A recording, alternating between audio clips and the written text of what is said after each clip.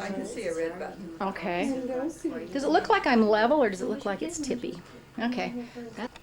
Did the red light go on? Yeah, you're supposed to tell us what we're supposed to There's say. a little red Well, I dot. think she's going Did it go on? Yeah, I went on. Okay. What I want you to tell me about, first of all, is I want you to tell me about your mom and dad. Okay? And then I want you to tell me about what you know about your mom's mom and dad, and what you know about your dad's mom and dad. Okay? This won't take long. No. Now, my memory- Tell me about your mom. Okay. Mother, What's the youngest memory that you have that they told you about? that they told us about. Yeah.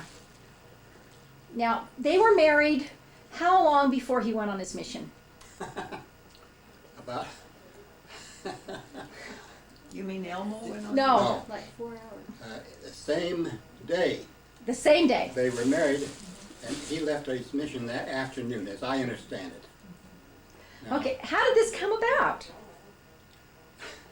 Well, I guess we all have our ideas how it came about. Nobody knows for sure. I don't think so. I don't think Dad ever admitted it, and Mother never talked about it, that I know about it. But I have an idea. The mother was the religious one of the family. She was the convert. Her parents were the converts.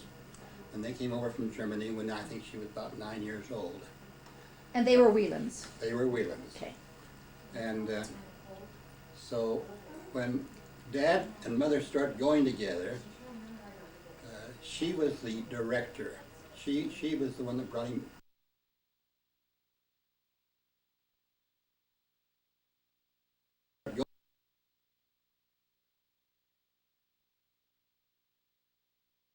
They were Whelans. They were Whelans. Okay. And so when Dad and Mother started going together, she was the director. She was the one that brought him back into the church. Dad was never unruly, but he wasn't as religious and as faithful and devoted as Mother was. Mother was, as I said, German. Her parents came over here for the church, and they were very devoted. But I think that Dad must, this is my supposition, must have told Mother that he'd only go on a mission if she would wait for him, and that she'd be here when he came back. And to do that, he was going to guarantee it. He was going to marry her before he went.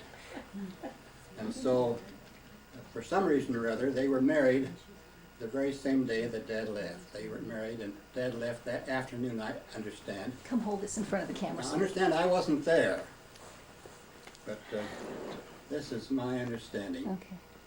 and they always I'm going to talk go in about on that. That is great. Now, is that how you understand it? No. Okay.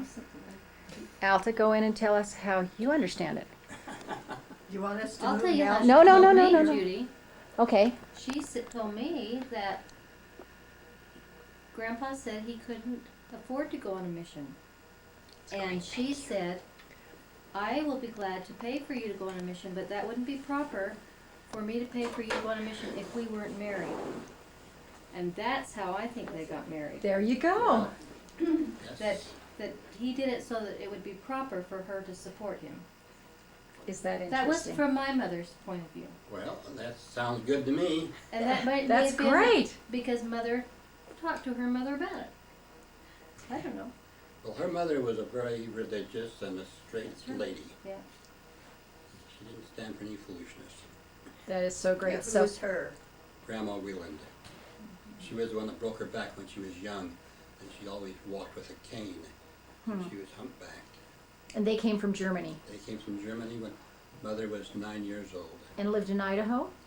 I think they came directly to Rexburg because they had friends in Rexburg that had been on a mission in Germany, and they had those connections, and so I think they came directly to Rexburg. That's interesting. And they knew a lot of Steiners and a lot of other German names. German people. Mhm. That's great. What's your first memory of your mother? Oh boy. that goes back a long way. I don't remembering her when I looked up when I was 3 days old. But I'm sure she was there. What was some of the things that your mother cooked for you? Do you remember any of the things? Hold it up. Yeah, she cooked. That is so great. Yeah, she was a great apple pie baker. Oh, that is great. Thank you. In fact, this is off the subject a little bit, That's all right. There is no subject. but she was a great pie baker, and especially apple. Now, we had an apple orchard, and I would always pick apples. When I had nothing else to do, in the summertime, I would pick apples. And in the wintertime, we'd put them in the cellar. And in the wintertime, if I didn't have anything else, Mother said, go get a bucket of apples and peel apples, and I'll put them up in the quart jars. And so we always had quart jars of apples in the basements, and Mother always had apple pie. If you would come anytime, she would give you apple pie. And they were good apple pie. She was professional at it. So anyway, now where were we? You were talking about your mother and some of the things she cooked. Did you always eat around the table? Yes, we did. Oh, those are We- so we- great. Come hold these for me. You were doing a great We job were there. a family. We were a family. And people nowadays don't know how, well, the people I know do not, that I know, make a lot of pudding. What kind of pudding? Rice pudding Rice pudding with raisins in it. with raisins in it. My mother made a good rice pudding with raisins in it, and it must have had eggs in it because it was yellow. And I've never tasted anything better than that in rice pudding. The rice pudding they give you nowadays is white and dry, but the mother's rice pudding Was wonderful. always put a little cinnamon on top, and it had a little kind of a film on top, and it was moist. And it was good rice pudding. Tell us where you fit in the family. Well, Who was the oldest?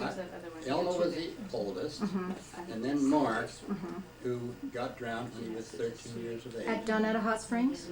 Mhm. And I was third, and then Alta was after me. She was the baby. She was the baby. Now, Mother and Dad had 2 other children, but they both died or near birth. They never knew if they really breathed or not, but they died at birth.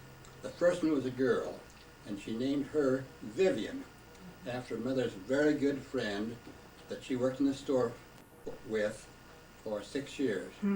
Vivian Wheelwright was her name, but she named her Vivian.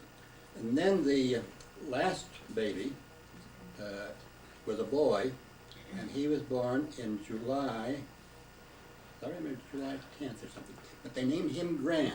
Now, I'm not sure why. I'm not sure he was named after, but they named him Grant, as I remember. Now, That's right. That's what you've always said. Okay. Anyway, Did you say your mother worked? Mother worked in Hegstead and Jensen. I remember that. Now, my memory comes and goes, but I remember Hegstead and Jensen. It was a clothing store, and she worked there for a long time In Rexburg. in Rexburg. Did you get that to eat? Yeah. What? Must be right, you both said it the same. Hegstead and Jensen. Hegstead and Jensen. Now, what else did Alta tell you? So she was in. Alta, what else about your mother? Exactly what he said. She was very protective. She loved her children.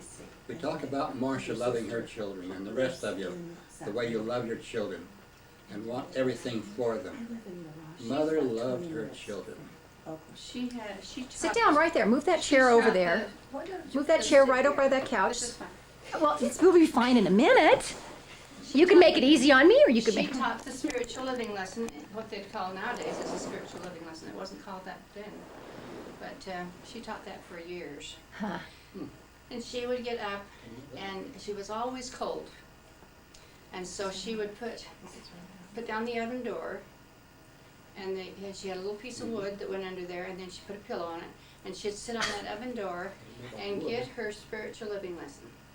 That's great. Study, study, study. Well, Mother being a girl was closer to my mother than I was.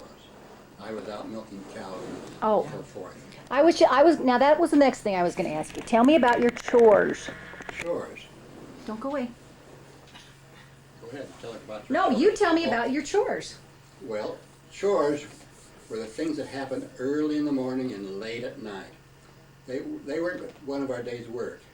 We had day's work, and then we had chores before and chores That was- after it. On either end. And we'd get up in the morning, depending on whether it's summer or winter. In the winter time, Dad would get up. It would be very cold. It was below 0 most of the time. Dad would get up very early. He'd have his kindling cut beforehand at night. He'd get up very early in the morning and make a fire.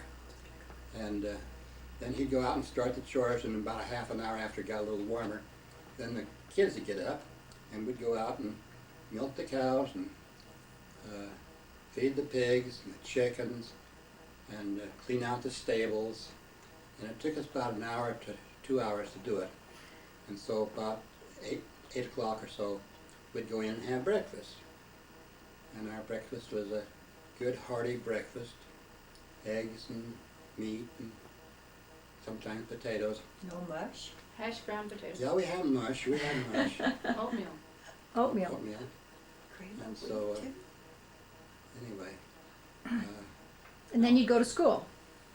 yes, in the And what was the name of the school you went to? Archer. Archer Elementary. And in the summertime, we would either walk. Most of the time we walk.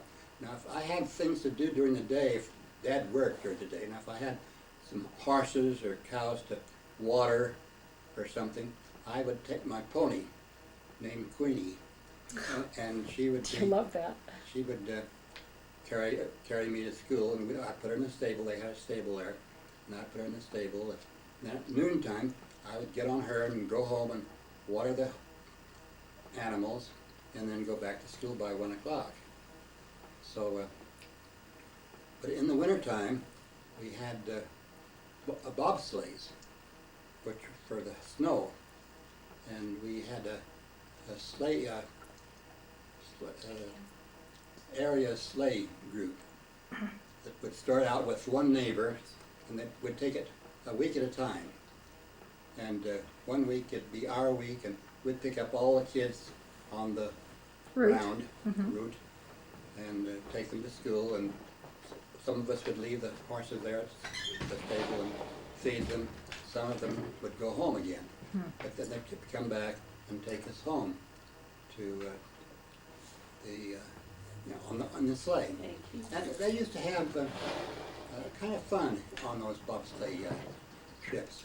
In fact, quite often we'd drive down the burrow pit and the sleigh would tip over.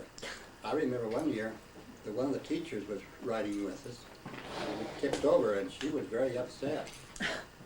I'll bet she Upset? was. Turned on. Upset. That was Squires. Remember Squires, Bessie Squires? And so anyway, She didn't want to be tumbled out, huh? no, she didn't want to be tumbled out. But then, but it was interesting. And we usually took blankets with us to put over us if we were cold.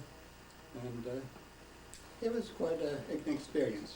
Looking back on it, at the time it wasn't what you call an experience. It was just a trial. But it was all right. Tell me about the first car that your father bought. Do you remember the first car that your father bought? I remember, I don't know if it was the first one. Well, the first one we bought was a Model Model T? Ford, Model T Ford. And the one we came to Salt Lake in was a Model A Ford. But the Model T Ford, I don't know if I remember that one. I've seen pictures of it, but but it was one of the first ones. I remember driving it a little bit because it only had 2 pedals, as I remember. now this is all memory, and you know my 75-year memory is not very good. Tell me when you were born. You're 75. No, I'm 79. You're I was 79. born in 1920, 1920. January 28th, 1920. It's great to know. Now that's official. Even Alta can't beat that. Oh, She can't correct that because I'm quite sure my birthday was January 28th, 1920. So that's official. But anyway, what do you remember about your dad? Now, what did he do when you were growing up? He farmed. well, he farmed, but he had a hired man most of the time that did actual work on the farm. My dad was a sugar beet not field man.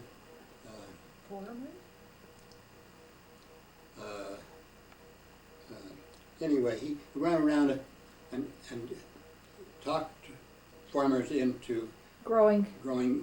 having a contract for raising sugar beets. Mm-hmm. He would encourage them to raise sugar beets. He was worked for Utah Idaho Sugar Company for You and I. for 21 years. Hmm.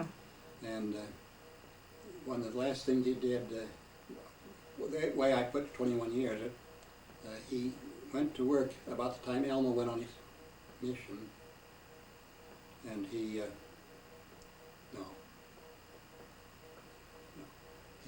went to work when Elmo was very young, and he quit Utah Idaho Sugar Company, I think, soon after Elmo came home from his mission. That's where I get the 21 years, approximately. But he was very loyal to Utah Idaho Sugar Company and worked hard for them, and he had a boss that would call up once in a while in the morning, and Dad knew he called to see if he was at work or not. And Dad was a very faithful, devoted field man. He was a field man for Utah Idaho Sugar Company. My memory is not like it used to be. You're doing great. Anyway, and he liked that work, and that was good for him. He became acquainted with a lot of people, a lot of farmers, and they thought very highly of Dad. Dad was a very fair man, and he treated people right, and he wouldn't go behind their backs and do things that they didn't know about. And I used to go with him occasionally.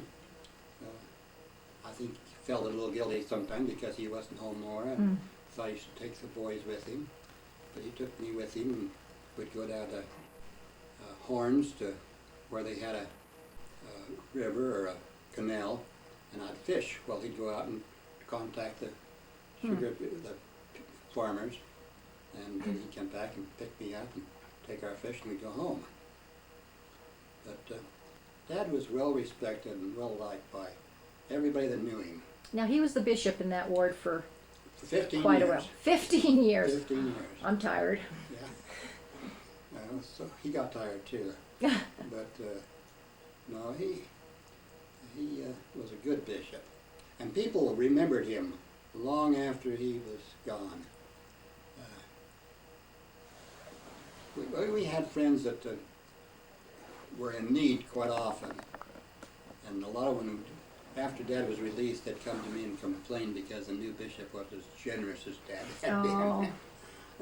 Was that typical, though, to be a bishop that long up in that area? Well, yeah, more or less. Bishops at that time, and still, in a respect, aren't scheduled to a year.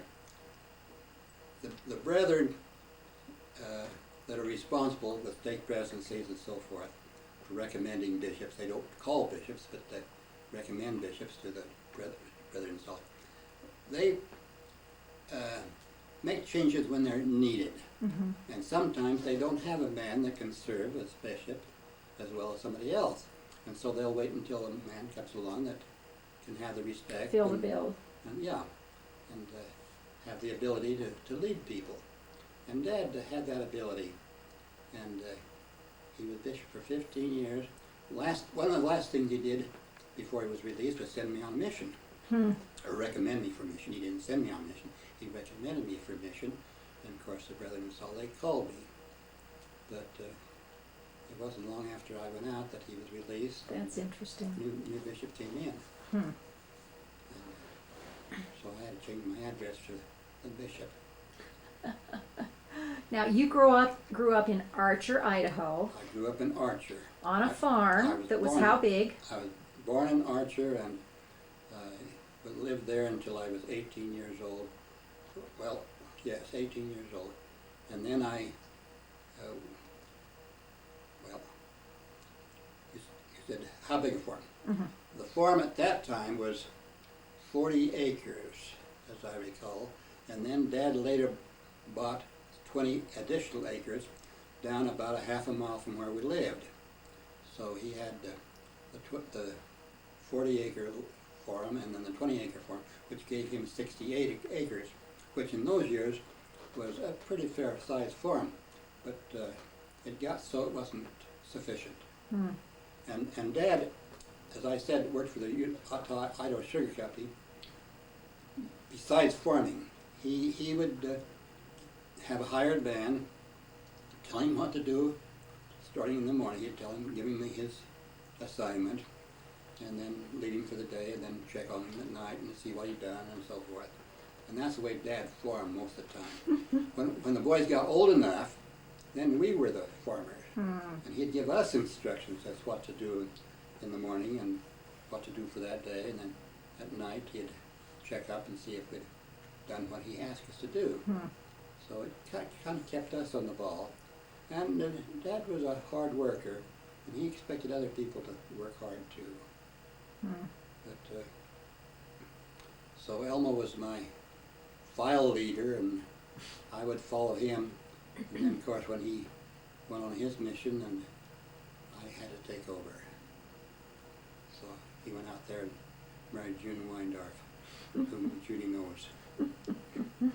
Well, what about now? Did your father grow up in Rexburg? No, my dad was born in Richmond, Utah, Oh, and now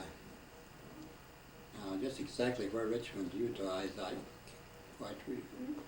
It's I've still heard it's of it. still Richmond. Close, It's close still- to the border to Idaho. Yeah, it's close to Preston, just a few miles from Preston.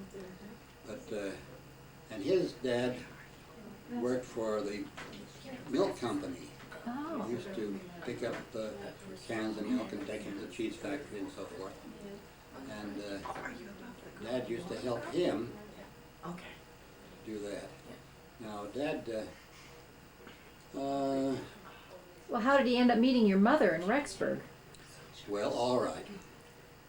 Dad's family moved to Rexburg area because there were more jobs up there, more opportunity from Richmond to around Rexburg. And his whole family moved up there together, I believe. Not all together at one time, but I think a couple of boys moved up, and then the rest of them came later on. And Earl was his older brother, and then Dad was the second brother, and then Alvin, and then there was a couple of three girls there, Clea and Pearl, and there were 5 or 6. Wait a minute, you left Children. out Ethel. Okay. Go down to Ethel. Ethel was the baby. She was born after, well, she was born very late. And the folks didn't raise Ethel. She was raised by a cousin of theirs. Little Ike. Little Ike. My grandpa was Big Ike because he was a bigger man. And then he had a cousin who was a little man, who was also named Ike Smith. And he was Little Ike and Dad was Big Ike. Or Grandpa was Big Ike. So, but, now where were we? You were telling us about how they met. Do you remember? Yes, Do you know how well- your mom and dad met? Yes, you know, as much as young people do know. Yeah, as much as they're going to tell you. But they had their dances, Oh, and in Lyman, Lyman was next to Archer, and they had their dances, and Dad was quite popular. I think he used to tell us about a lot of his old girlfriends, and we met a lot of them. But In fact, Earl, I think Dad's older brother, went with Mother before he did. Huh. And he kind of took her away from Earl, I guess. And she went with Dad. And but they met at a dance and socials, which they seemed to have quite a few of, evidently. Because that was, they didn't have any TV or anything like that to entertain them during those days. So I was going to ask you, that leads in perfectly. What did you used to do at night when you were growing up? What would a typical evening be like? Well, at what age? Whatever you remember, tell me. Well, when I was younger and went to school, we would read books at night and study at night and do our arithmetic and geography. And we'd have we didn't always have electric lights. At first we had a lamp, coil oil lamp that we used to study by. But then we finally got electric lights. And I must have been 5 or 6 or 7 years old when we got electric lights. That was fancy. Yes, that was a great advantage. I still remember that because when they were installing the electric lights, and Alta will remember this, I think she'll verify this, the electricians, or the men that were working on it, would put the switches in. And they evidently weren't as well made as they are today. And so one evening, when the men were not there, and Alta and I don't know if there was anybody else there or not, I jumped up to my chair at the table and ran and I said, "I'm going to turn on the lights," and I flipped the switch and it broke. And I cried. I think I cried all night that night, thinking we wouldn't be able to have lights because I'd broken the switch. Do you remember that, Alta? You know, I thought that was Mark, but I guess it was you. You'd remember it. Yeah, that was me. You did that? I did. Anyway, I felt very badly, very badly. Anyway, that's how I remember about the age I was. I wasn't old enough to know better, and still I was old enough to know what I did. So, now where were we? So at night, you would go up to your unheated bedrooms Yeah, and you would sleep under tons of blankets, or? quilts, more quilts than blankets. And But it was cold. yeah, it wasn't insulated. Oh. The roof was just with boards on and the shingles on. And it was very, very cold. Oh dear. And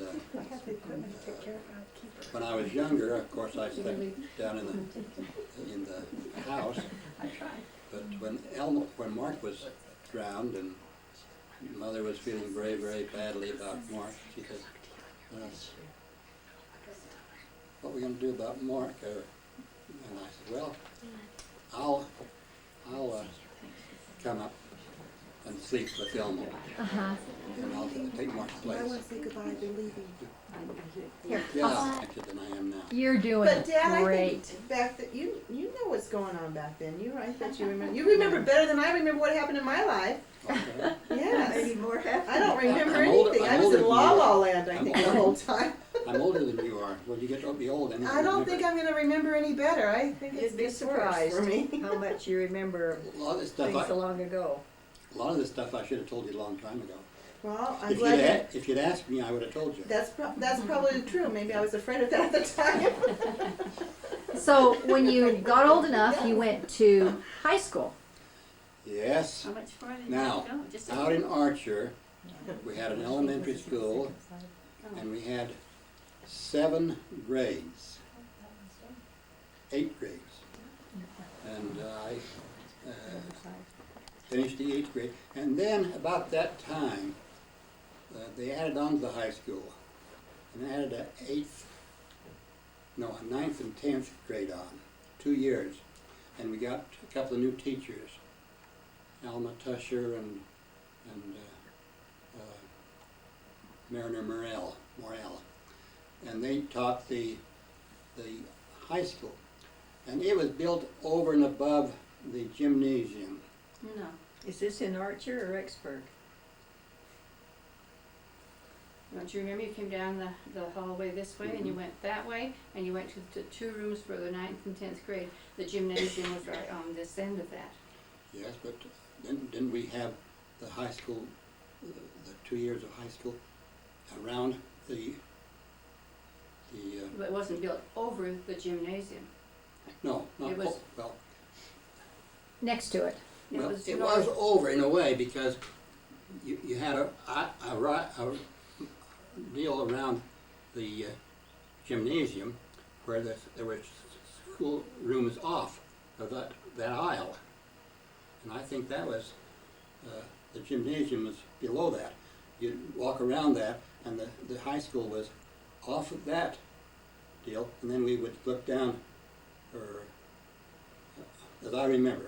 So there was from grades kindergarten through 10th grade. No kindergarten. no kid. Okay, no. first First grade through 10th grade in one school. Mhm. One building.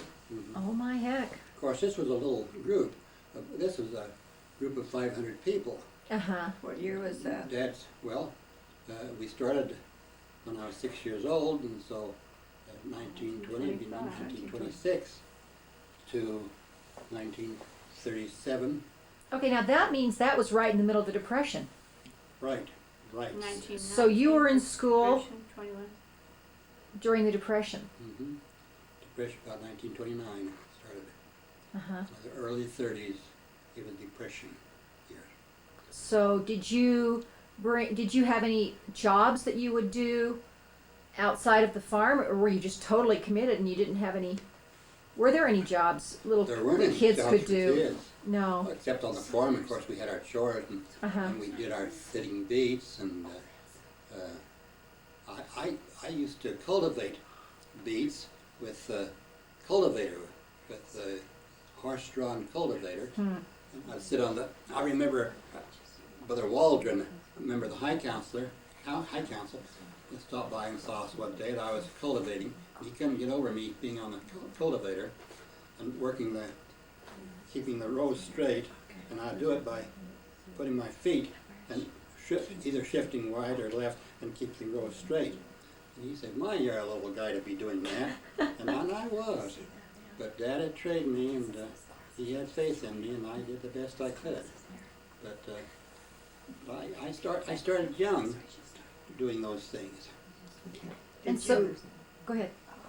did you ever work for other people and they came back and worked for you, kind of exchanges Uh-huh. with Well, farmers? No, but We did. one thing I did do a lot of was pick up potatoes in the fall. Mm. And I still remember, I don't know if Alta remembers this or not, but I kind of liked money when I was a little boy. And one year, some of my friends were picking up spuds, and I was younger than they were by 1 or 2 or 3 years, and they thought I was too young to pick up potatoes. But one night I told my dad, I said, "I'm not going to go to bed tonight until you call John Weeks," which was a big farmer up about half a mile or to a mile above our place. "Until you call John Weeks and see if I can pick up spuds with the rest of the kids." Huh. And so he called John Weeks. And John Weeks said, "Bring him up in the morning." And so I went up the next morning, walked out in the field with John Weeks. Said, "You mean this boy wants to pick spuds?" He said, "Yeah, if you'll let him." "Well, I'll let him." So he gave me the spud basket or bucket, and I went to work. And I'd walk up. Dad would take us up in the morning, but I'd walk home at night. And I remember very well, one night I was very, very So tired. I picked spuds all day, and then I walked home approximately 2 miles. God. And I remember saying, when I got home and getting ready for bed, I said, "I wouldn't pick spuds if I can make money any other Any way." other way. And that was the truth. That was the truth. And I was thrifty, and I used to save my money. Not you, What? Dad. when He saved it with the other money he'd already saved. You didn't know that, Alta, did you? but anyway, but that was one of the first paying jobs I had. Huh. And that's the reason I did it, because it paid, and I like that silver that I got. But anyway, go ahead, maybe I'm getting ahead of myself. No, you're doing great. When I in high school, at Madison High School in Rexburg, I was in J.C. Penney one day, and Was that one of the nicest stores in town? It was the well, only store. yeah. It was the nicest. It wasn't the only there. They had another one or two. But anyway, It was a small place. yeah, but it was and I was in there buying something, and I was talking to the assistant manager, whose name was, anyway, I'll remember. Robbie Robinson. Robbie Robinson. He was from Preston, and he was the assistant manager. Howard Jettles was the manager at that time. For years he was the manager. But Robbie asked me, we got talking, and we kind of liked each other. He said, would you like to work here, Smith? I said, I sure would. I was one of these kids that didn't like to get Farm work. and Yeah. dirty, Had to get dirty. and I wanted to going and work with a white shirt and a tie on. Looked appealed to good. me. Absolutely. And White collar. Yeah. And so Robbie was a good friend, and he talked with Mr. Jennings, and in 2 or 3 days he called me and said, come on in next Saturday, we'll put you to work. And boy, I was happy that night. I remember I was delighted. Hmm. And of course I was there. And I worked there until I went on a mission. How much did you make? Well, I made a lot of money. I Big made time, huh? two and a half from 9 o'clock in the morning till 9 o'clock at night. A 12-hour day netted you 2.5. Well, now, can I make a correction? Okay. You didn't work there till you went on your mission, because you were working at Eckersl's when you went on Okay, your mission. I gotta That's have the right. story. I worked there until I went down to Rigby to work. But until I was at Rexbury. Yeah. But anyway, yeah. You're correct. But anyway, I can correct I worked there, Okay. and I remember, that was about the time, must have been soon after I think Social Security went in about 1937. And they just started Social Security. And I remember I used to resent the Oh, fact that I made $2.50, and they paid me $2.37 instead of $2.50, and the rest was Social Security, and I resented it. And they paid me cash, and I always had $2 and some odd cents, and I would save the some odd cents and spend, and then I'd try to save the $2, and so that's where my spending money came from, was the difference between the $2 and the $2.37. that's very interesting.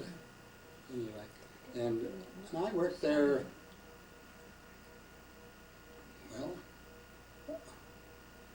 well, I worked there before I got out of high school. I worked there a little bit while I was in high school, and then it went over into, and then, where am I? You just been to Penny's working for $2.50 Yeah, a day. but anyway, Where'd you go on your mission? well, before I went on the mission, I went down and worked in Rigby. Let me tell you about that. That was 2 years. That was 2 years before my time I left Penny's until I went on the mission. But the funeral director in Rigby was a good friend of my folks. He was a young undertaker, and I guess he'd helped with Mark, my younger brother, and they liked Eckersall very much. Who was your younger brother? What? Who was your younger Mark? brother? Mark was my older brother. You said younger. Oh, Oh, okay. older brother. Yeah, Mark was my older brother that died. Right. and Eckersall helped take care of him. And they took a liking to Eckersall. Flam was the man in charge, and they liked Eckersall better. And so, anyway, they liked him, and he liked them. And so, one time, and this was just after, I don't know if I'd graduated from high school or not, but it was in the spring, and a friend of mine, a girlfriend that I'd taken out a few times from Archer, died. What was her name? Arlene Briggs. Do you remember Arlene Oh, Briggs? yeah, but she was so young when she died. You had taken her out? She was in my class in school. No, she wasn't. She was in my class. Arlene Briggs. Well, we'll have to look at El- another Elder. picture. Eldon Briggs was a year ahead of me. No, maybe she was a year behind, but I don't know. Anyway, we won't argue about 1 year. But I had a liking to Arlene, and I think we went together a little bit. And I remember walking home with her from church and so forth. That's how I took girls out in those days. He didn't want to spend his 37 cents. Big spender. We didn't have a car. Oh, Didn't have a car. So, no, where was I? the funeral home. Yeah, okay. So Burdette asked, at her funeral, they asked me, who was just 18, 19 years old, to dedicate the grave. Mm. And I did. I was pleased to do that. I thought that was nice of her. I think I was able to do that, so I did. And after the funeral and everything was over, and we were standing around the cemetery, Burdette came over and talked with the folks and asked them if they wouldn't mind if I would come down and work for him. And the folks reported to me, and I think I was standing close by, because I kind of remember it too. They said, well, you'll have to ask Dee. We wouldn't answer for Dee. You asked Dee that. So he did. He called me over by his car and said, would you like to come down and work for me? I said, funeral business? No, I don't think so. And I never even thought about it. I said, I don't think so. And Burdette said, well, you can, I was just getting ready to get through with my first year at college. He said, well, and I said, I want to finish college, and then next year I'm yearbook editor, so I'd like to do that. He said, well, you can go to school next year and then come down and work for me. And he said, it'd make a good summer job for you. And he said, I'll call you. So and the next day or two, he called me. And I got thinking, I said, well, gee, that'd be a good summer job for me. And I liked Burdette. He was a good guy. And so when he called me, he said, I'll try it. I'll give it a whirl. And so I did. And I helped him. I remember the first case I helped with. I started on a Friday. And on Saturday, a big gas truck, the railroad track went one way and the highway went another way.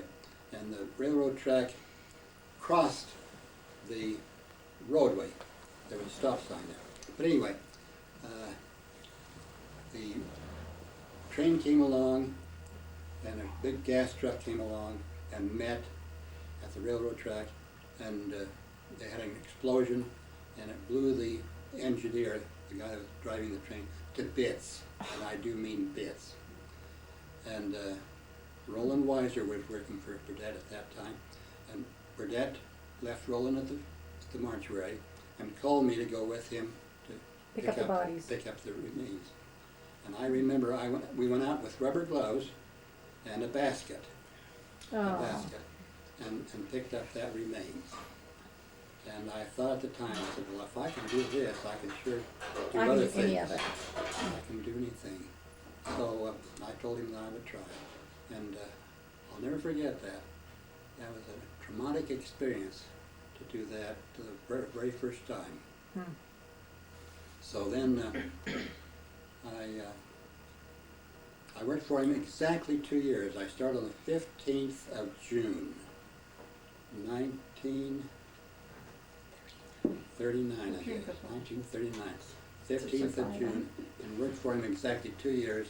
And 2 years from then, I went on my mission. I left from my mission the 15th of June, 1941. And where'd you go? Went to New England. I'll never forget when I was interviewed for my mission. At that time, the apostles did the calling. It wasn't left up to the local people at all. I was recommended by the stake president, and when the general authority came around at the conferences, they would interview the prospective missionary. And Stephen L. Richards interviewed me. And I remember going to the stake president's office and sitting down with him, and he was talking to me. He said, "Are you worthy?" and so forth and so on. "Do you do this? Do you do that?" And I was a pretty good boy. I raised a bishop's son, and a bishop's son is watched very closely. And so you have to, unless you want to, you got to be one way or the other. You got to be something to talk about or something not to talk about. And so if you didn't want to be talked about, you behaved yourself. If you want to be talked about, you were a bishop's son that really did things he shouldn't. But anyway, in the interview, he asked me, he said, "Now, where would you like to go? If you could go any place you wanted to go, where would you like to go?" And it was just at the beginning of the war, and we could see a war coming on. And I think they had stopped calling missionaries to Europe at that time. I always wanted, in the back of my mind, I always wanted to go to Germany when I went on the mission. But they weren't calling missionaries to foreign countries at that time. So I said, well, if I could go any place I wanted to go, I would either go to the eastern states or to New England. And he jotted it down. And in a while I received a call to New England, which pleased me very much because I had some friends who lived in Bridgeport, Connecticut, who were relatives. In fact, they were the daughter and son-in-law of the people I lived with in 1 year. In fact, I missed this in our talking. The 2 years I worked for Burdett, I boarded at Kitty and Oldie Hill's place in Rigby for 1 year, and then the second year I Away from home? Yeah, in Rigby. Oh. In Rigby. Yeah, I boarded down there, and And this was when you were 17? 18? 18. And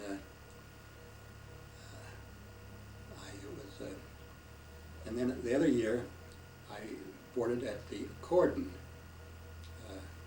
home, which was the old Dr. Nye home. It was a big house in Rigby. And, oh yes, and her daughter and son-in-law lived in Bridgeport, Connecticut, which was in the New England States Mission. I knew because they had been home recently and had talked about the mission and so forth. So I thought, well, it'd be nice to go where they are, where I knew somebody. So I was called to New England States Mission, and I was very, very pleased with it. And I left on the 15th of June for Salt Lake. 1941. And from there on, what? Well, Then tell me, then you went to Salt Lake yeah. for just a couple of weeks or As I remember, it was about 10 days. 10 days? And we lived at the, what they call the missionary training school or missionary home or something. And Grant Fisher was there with me, my future brother-in-law. Oh my heck. And Not your sister's brother-in-law. My Your sister's husband. Future brother-in-law. Future. My future Oh, brother-in-law. future. I Future thought you said brother-in-law. sister. My Oh, future Excuse me. my future brother-in-law. And Vernon Ricks was there with us. Three of us that knew each other from Madison High School. You had your farewell the same night as you and Grant had it the same night, right? I don't think so. What's that? Your farewells were the same night. No, I don't think I so. thought that was right. And, no, because I went to his farewell and he came to mine. So we It was just talked. later in the evening. So you and Elmo were not on your missions at the same time? No. Elmo was 5 years older than I, Oh, so he was 5 years ahead of me right on time. And, so he was home and then there was a couple of years and then, oh, he was married by the time you left on your mission. yes, he was. Yes, he was. And that left only you at home. I mean, I wasn't home. No, I went right to beauty school. So, Don't. yes, I'm turning it on you. So your mother didn't have anybody at home? No, I went to Idaho Falls to go to groom beauty school when I was 17. When you were 17? Well, Right after I high guess school. I turned 18 shortly after I went down there. Wow. Guys deserted her all at once. So, did you know Grant before he went on his mission? Oh yeah, we've been engaged for a while. Oh, you were engaged. Oh, okay. Well, Lottie, did you know Dee When he went on. when he went on his mission? Mhm. You did, huh? About a year. it's about a Here, year. I see Um, I was really big about a Let's year see. before we started to go down. About, maybe September or something of 1940, I think. And he, should I tell it all? He was engaged Honey, when he came to Rigby. Weren't you? no, you don't have to tell it all. Oh. I think, why not? This is for posterity. We need to know went on. Well, okay. Jeez. Yeah, I was engaged by the time I got out of high school. I think I gave my To who? Corrine Williams. Okay. Marcia, you want to take over for right now? Anything I you did- want to? Anything you want to ask us? Corrine's son. Oh my heck! Yeah, you what? I said I dated Corrine's son. Yeah. So after high school, you were dating this girl. I mean, you were dating this girl during high school? Yes, we went together most of high school, but I wasn't engaged until after high school. My Okay. dad dated Corrine too. And Corinne got around, sounds like. So were you engaged when you went on your mission? yeah, no, I think I broke it off before I went on this. Was he cute in those days? You ask him what he wants me to tell. I want you to tell it all, so I want to know. What's the big deal with this? There's nothing wrong with it. No, I Nothing know. wrong So with when it. you met Mom, you were engaged to somebody else. Yes, Okay. and I could see where that wasn't the right thing to be doing. I mean, You were too young. well, I was too young, and I didn't want to be engaged to somebody I wasn't going to marry, and I always wanted to go on a mission. From the time, I'll even back up several years. When I was a little boy and I go to state conference with my parents, my dad would stand up on the stand because he was a bishop, and I would sit down in the audience with my mother.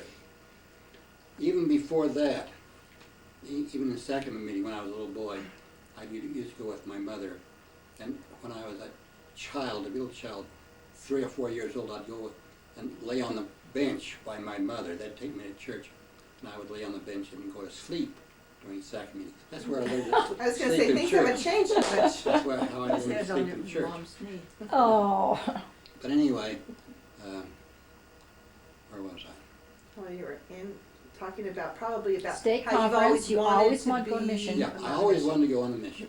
Okay, and it wasn't a great thing with Corinne. In fact, Corinne wanted us to get married.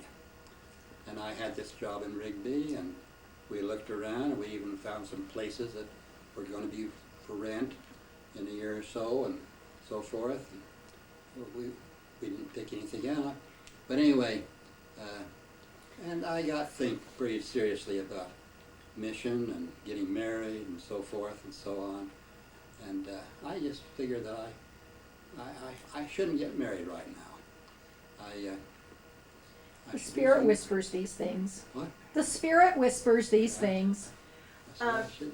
At that time, were most young men going on missions? Not most, no, Okay. no. In our ward, we have probably maybe 4 or 5 missionaries out from our Out ward. of how many young men at that age? So you were 19, was it 19 back then also that you would go on a mission? 21. Oh, 21, okay. They were more than 18 I'm when 21. Oh, okay. So 21 was the normal age for a young I man to worked go 2 on a years. mission. I got out of high school at 18, then I worked 2 years until I was Okay, 20 or 20, 21, okay. and I was 21. So it was kind of the exception rather than the rule that you went on a mission? Well, back- the average Young men. didn't go.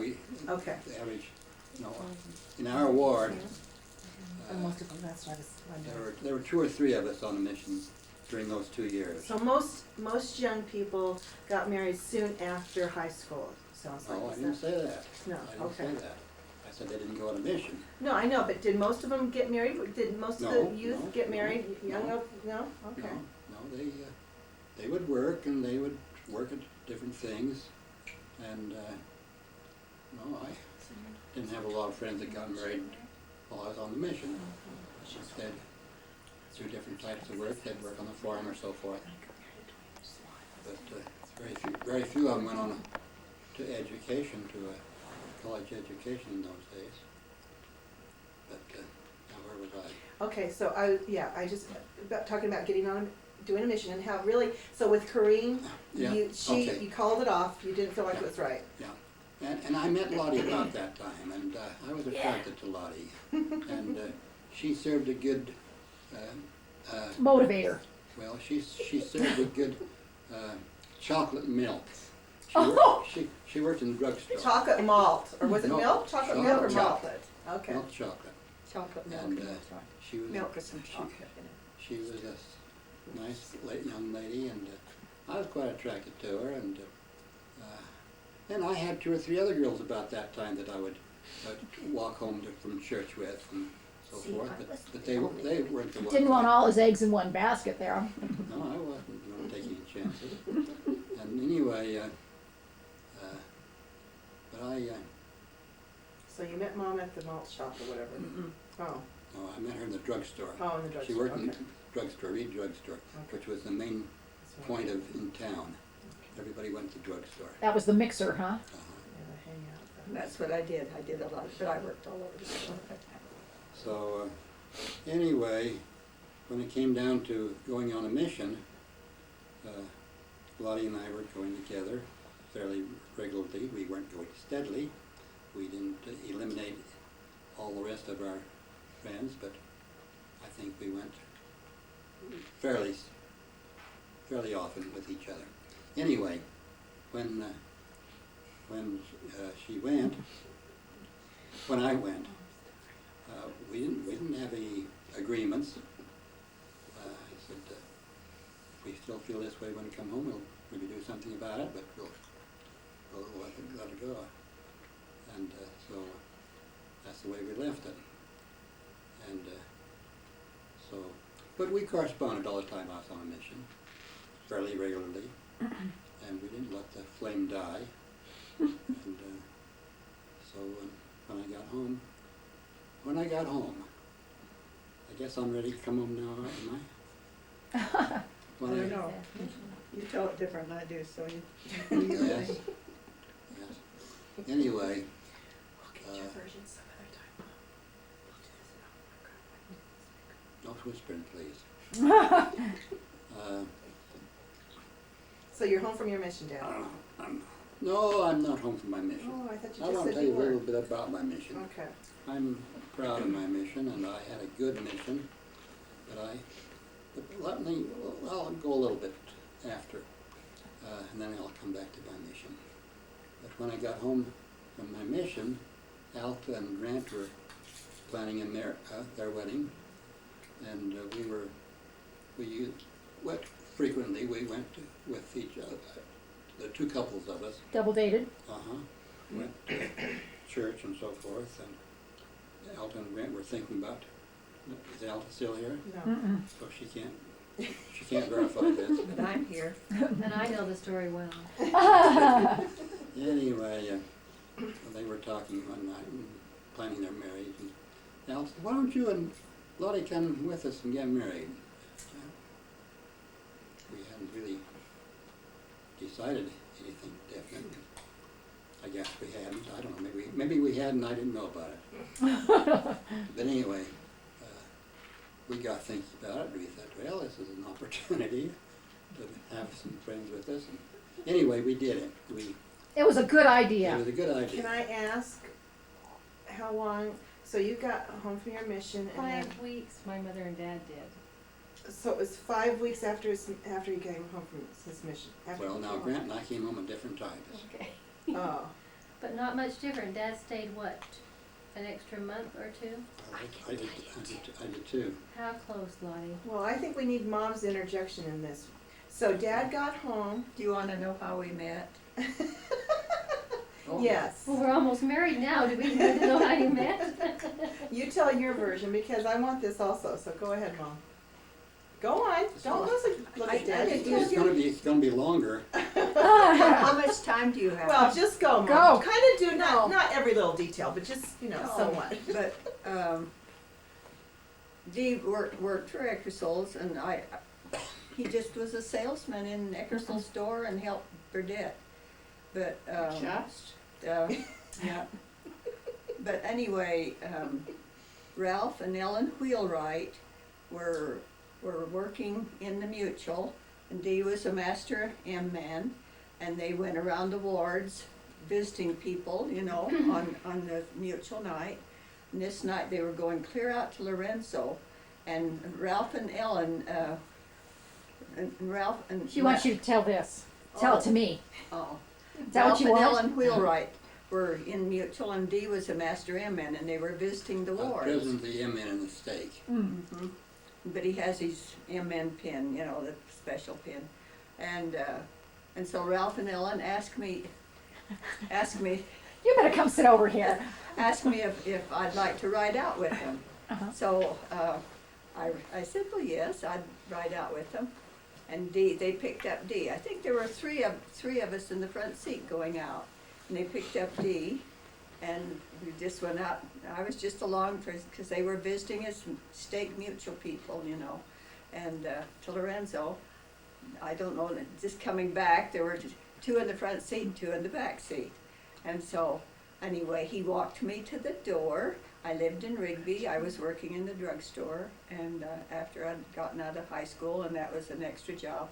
I didn't have college because my folks couldn't afford it, and my mother was a widow, and none of the rest could go, so I didn't get to go either, but I took things that I could have good jobs. Anyway, and so that was on a Monday night, I think, and then Tuesday they had, or I guess it was the next week, went to Mutual, and I was there, and he walked me home and asked if he could walk home with me, and that's really the. You say no, Dad? And you don't think that was it? That wasn't the way it happened. The next night they were going out to Lorenzo, they were talking about, and Ralph told me, said, "Shall we take Lottie with us?" And I said, "Might as well." And then that's when they invited you to go along with them. Oh, okay, well, I didn't know, but I didn't know. The first night, okay. I didn't know that, but anyway, that's when it. And this was after his mission. No, this No, was this before was his before mission. his mission. Okay, this was before.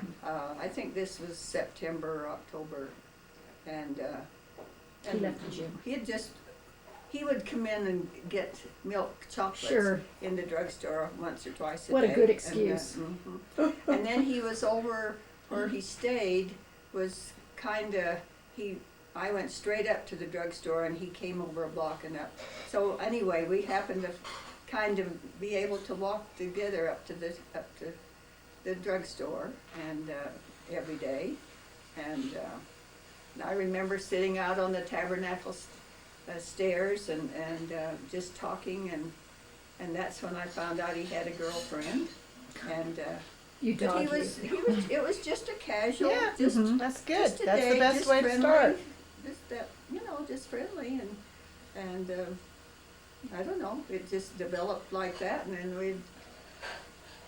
we didn't really go very many places, did we? We'd meet mostly at the drugstore and go in and have Stahl's hamburgers, and we didn't really go very many places. We did go though. This was after, I think, he and Korean,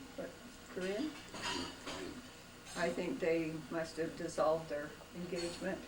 And Dee and I represented our stake as Sweetheart at the Sweetheart Ball. And that was down in Shelley, Idaho, the other side of Idaho Falls. We have a picture of that.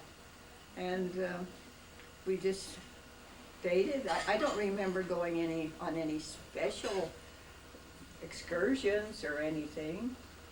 Well, honey, We didn't have any transportation. No. We Yeah, didn't sure. have cars in those days. That's right. No, I'm not apologizing. So our I'm just saying activities were go ahead. limited to our. Hanging around. To our local ward most days. That's right. That was the foundation of it all. But he was, I knew he It was. still is. I knew he was a fine young man, and we just enjoyed each other, and when he went on his mission, we'd been going fairly steadily, but neither one of us committed ourselves that And we you were- wrote, and you wrote that to we were him engaged, pretty but regularly. we wrote regularly while he was gone, and I dated, I didn't promise, he didn't ask me to promise. There was only one fellow I remember that he said, please don't go with him anymore. And I didn't, but we weren't committed with a ring or anything, and so. Okay, so I want He went to, on so his how mission for- soon after he came home from his He mission? came home from his mission. I was working at the drugstore, and he stayed longer than his 2 years, and that upset me a little bit. And You were he having stayed a good about time. about three more months after the 2 years. Isn't that right? He stayed, and it was a wonderful part of his mission, as it turned out. But I had asked Mr. Reed, my boss, if I'd made arrangements to have the vacation when he would come home from his mission. I think that was about the 5th of September. And then he extended it, and I was a little ticked off about that, because when I asked my boss if I could have another vacation, my boss was upset with me, because I'd just had it, but it wasn't my fault. I mean, it just happened that way. And anyway, and then that was the 5th, and then he gave me a ring on the 8th of September, and then that weekend. He came home the 5th of September? He came home, I think, the 5th of September. Well, those letters And- must have been really good then. And, well, anyway, I You was knew a good thing when you saw it. disappointed, but it turned out that it was good for him to do that. But anyway, I think he gave me a ring 3 days after he came home, and so. My parents came home engaged, so. Oh, I guess know. it happened a lot. I guess it happened a lot back The, then. the day that we decided to get married was on a Sunday before So the, foreign to me. let's see, that'd been about the 11th of October, and we were up to your Aunt Mary's. We had dinner. They invited Dee and I with your mom and dad and the family up at your Aunt Mary's up in Sugar City. And that was the time they said, here they had sent out invitations, they did all the right things. She was prepared to be a bride and everything. And Sunday, they said, why don't you two come and go with us? Well, I don't think we had thought of it that very much, did we? But anyway, we decided, well, and Mother was living with me then, and she was in Utah, and I woke the stake president up, get him out of bed to sign a recommend. That's great. That was on Sunday night, and boy, that was a week, I'll tell you. And then we went down to, do you want to tell them about when we were married? No, I want to get back to my mission. Okay, you go Okay. ahead. I want to finish Okay, Tell my about do your your mission, mission. then we'll do marriage. Okay. That needs to come first. Yeah, let me get through with my mission, because I left 2 years out on a mission. I just got to the mission field. Okay. And when I got to the mission field, we traveled by train. And from Salt Lake to Boston, Doing great. which was the area that we went to, it took us 4 days and 4 nights. And this was in June, and it was very, very warm. And I'll never forget. In fact, I think that ruined me for traveling, because So awful. I didn't have enough money to buy a berth. Two of the missionaries in our group, who were doctors' sons, Children. had a berth, but I didn't, well, I could have probably done it, but I didn't. So You anyway. were thrifty. So I traveled in my suit for 4 days and 4 nights without taking my suit off. And we stopped in Chicago for a few hours and stopped here and there. And I was tired out when I got to Boston. The mission president met us at the train, and we went to the mission home, and I was ready to be tired. Anyway, and then we didn't spend much time at the mission home. He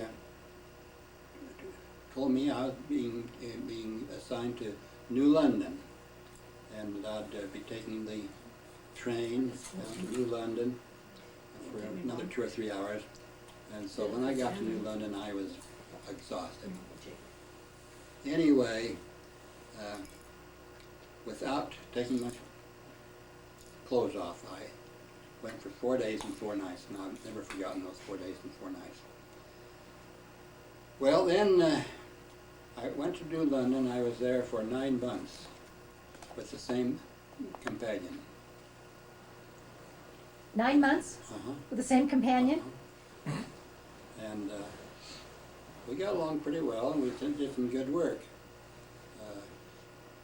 And he was transferred, and I got a new missionary. Wasn't brand new from, he was a little younger. No, I don't know. I think he was about the same age in the mission field as I was. But anyway, he was from Ogden, Utah, worth wheelwright. And we went to work, and we organized a branch there.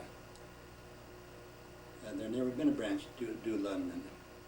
And we got a branch organized, and it was during the military, and we had a couple of men there that one was in the Coast Guard Academy at New London, and there was one man that was older by the name of Allman that was married and had a couple of children, and he was going to advanced school there.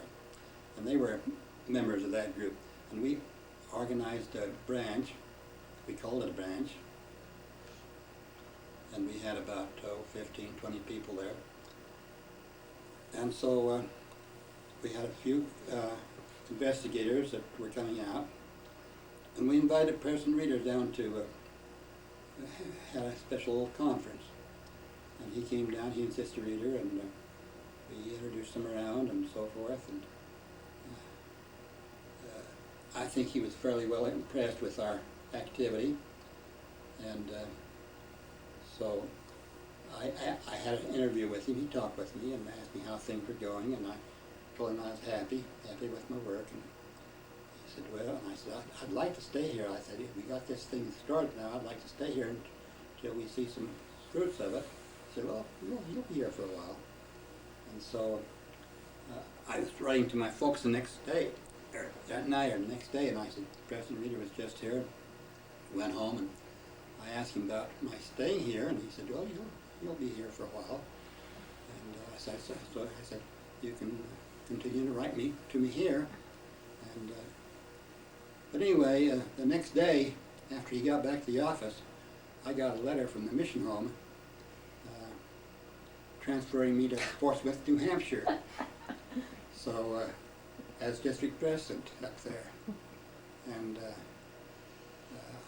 I was disappointed. I wanted to stay to London for a while and get things going better. But anyway, I was glad for the little promotion. And before that, Elder Maughan, who was my first companion, and I bought from some investigators a Model A Ford that he had access to. This Brother Clooney, he was a businessman, and he was quite successful. He sold electric supplies to the government during the war. They couldn't get them from regular retailers, so they bought them from Clooney, who was a wholesaler. And we had met Clooney a while back and were teaching him, and he was very receptive. And he had access to this Model A Ford. It was painted green, and we had quite a time with that. Elder Mond was half a mechanic. He was fairly good at mechanic. So we decided we were going to overhaul the Model A Ford, make it run a little better. So we bought a book at the library, how to overhaul or remodel a Model A Ford, and he would do the work. He liked to get his hands dirty, and I didn't. So I would read to him the instructions on how to do it, and he would do it. And Teamwork. And it worked. and Mind over matter. So when we got through with it, it ran pretty good. So we had fun out there. There were a couple of other elders that had a car, and they had it named, and so we called our car Geranium. And it was painted green, so we painted the wheels red, so it make it sound like more like a Looked like a Geranium. geranium. And so I kept that until after I'd been transferred to the office, which is up to the future. We had it for several months, and we drove around the mission field. We were not as restricted as they are nowadays. Mm-hmm. We had a lot more Freedom. than Control. they do now. Yeah, they trusted us in those days. Mhm. Things weren't like they are today. I'd hate to be a mission president today, but in those days, President Reeder would send me all over the mission all by myself. If somebody, one of the elders lost a brother, died, and President Reeder sent me down to tell him about it, and spent 2 or 3 days with him until he decided to stay in the mission field. But we were not restricted. President Reeder gave me a lot of responsibility. But that's after I went in the office. Let's wait to that after that. Anyway, where was I? You had geranium and you were traveling over the Okay. mission field. Okay. President Reeder. All right, President Reeder, and anyway, about that, I guess I was district president about 3 months, and I got another letter from the office appointing me as a mission secretary. And just back up a little bit, Sister Reeder, who was our mission mother, who, I don't know if you ever remember that name. Karen, do you remember the name Bertha Reeder? She was general president. She was general president of the young ladies for years, for the church. She was a good friend of President McKay's. How she got the job, I guess, but he thought a lot of her. Her husband, my mission president, was a retired lawyer, and he was over 65, and he didn't relate well with young people, but she did. Anyway, she told me once when we were doing dishes, I used to wipe dishes for her a lot after dinner at night. She told me, Elder Smith, do you know that President Reeder, when we left you in New London after your mission conference and you organized that branch, he told me, he said, I'm going to bring Elder Smith into the office one of these days. Instead of going right in the office, he made me district president for 3 months before I got this transfer to the office. He transferred me to the office as mission secretary. You stuck it in your finger? Mission secretary, I was the same thing as a counselor to him that they have now. In fact, they just had the one, they didn't have two. And I traveled with him throughout the mission, and I would drive his car. I was his chaperone, or his chauffeur. And he and I would usually go by ourselves. Sometimes Sister Rita would go along. But we'd drive around to the different districts and discuss the missionaries, and he would ask me what I thought about them and how they were getting along and so forth. And quite often we'd go into a city and say, now Elder Smith, there's something wrong here. He said, they're either going to too many movies or they're not doing their work right. But you see what you can find out. He said, you can find out easier than I can. So I would get acquainted with them. And then on the way home he'd say, well, what do you think about these two elders? Should we leave them together, or shall we transfer one or two of them. I said, I'd advise him. I said, well, now, Elder so-and-so, he talks too much. And he's not a good companion to this other elder who does this. And I say, now, Elder so-and-so would get along with this man. And so anyway, he said, all right, Elder Smith, he says, you write the letter transferring him, and I'll sign it. So we had that agreement. And we did that for 13 months. Wow. And so I got pretty well acquainted. I met every missionary that came into the mission field, except one, during all the time. From the very first time I got there until I left, I met every elder, every missionary. And I missed one because he was he was coming back from Canada, and I was traveling up to Canada when I went up to Canada the last 3 months of my mission. So I missed one elder, but I met him after I got home. But anyway, I had an excellent mission, one that most fellows would, what they say nowadays, just kill Envy. for. But it was a real opportunity, and I learned an awfully lot. I learned a lot about people and how to call people to different jobs, and how it's important for them to get along. A lot of friction with missionaries that people aren't aware of, and they can do a lot better work if they'd match them up better. When you just put two boys together, it's better if you know the two boys. But anyway, where were you? And you were in your last 3 months in Canada? Well, not yet, but I'm getting there. When I went to leave the office, I was there, I've been out almost 2 years, and the President Reader said, now, Elder Smith, he said, you've been here almost 2 years, and he said, you haven't really had an opportunity to do a lot of tractic and a lot of field work, and he said, I'd like to have you stay a little longer if you would, and I'll send you out into the field and give you some experience in the field. And I thought, he said, if you're willing to stay, he said, you can go home now if you want to, but if you're willing to stay. And I wrote to folks and asked them, and they said, okay, whatever you want.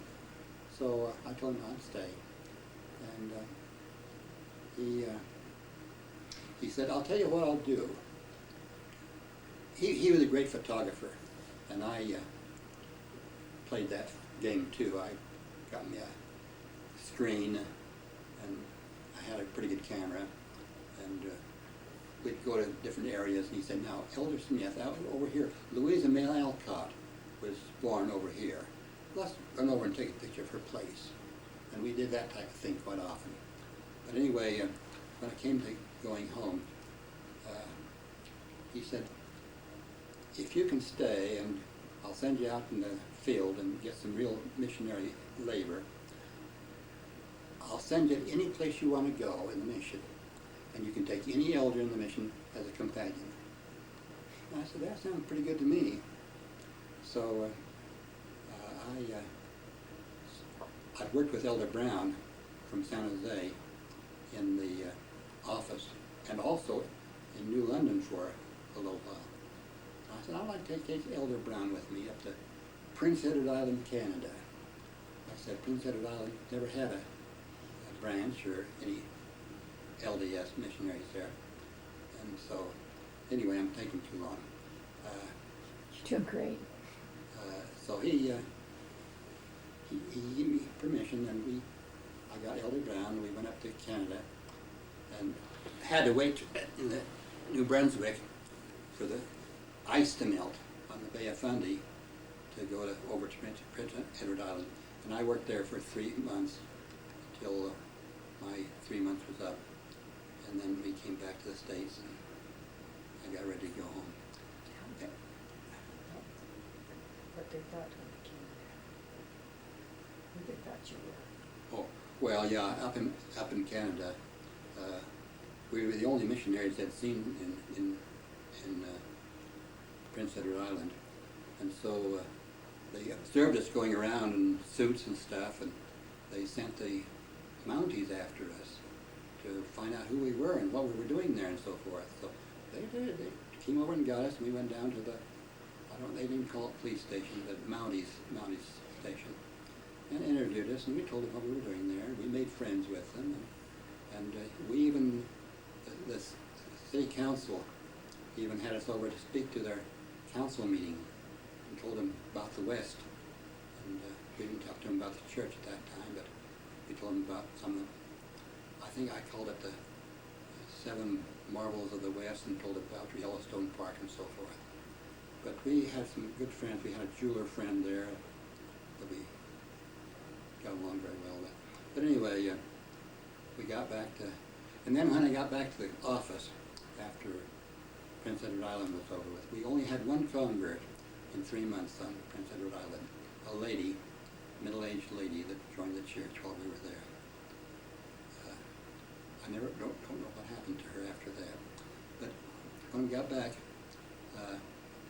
we went to come home, and I found out some of the boys were driving cars home for Arma, was it Arma? it was a Beach. ham company. It was a ham, I've forgotten the name.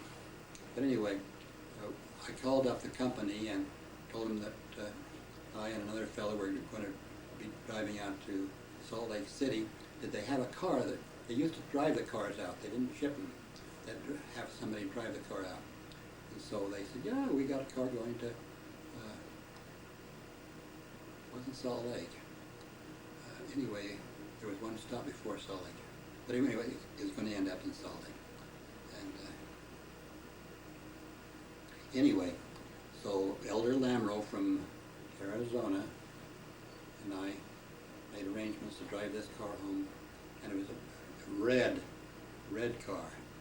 And the other elders that saw us off, they were really envious.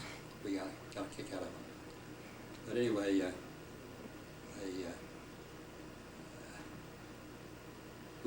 only took us 2 weeks. No, it only took us 2 weeks to drive home. And so we stopped at all the points, the historical points on the way home. And so but anyway, that was it. And that's my mission. So Great experience. it was a good experience. It was a good experience. Good foundation. Yeah. How long's your tape? Still going. Still going. I'm ready to stop. You did great.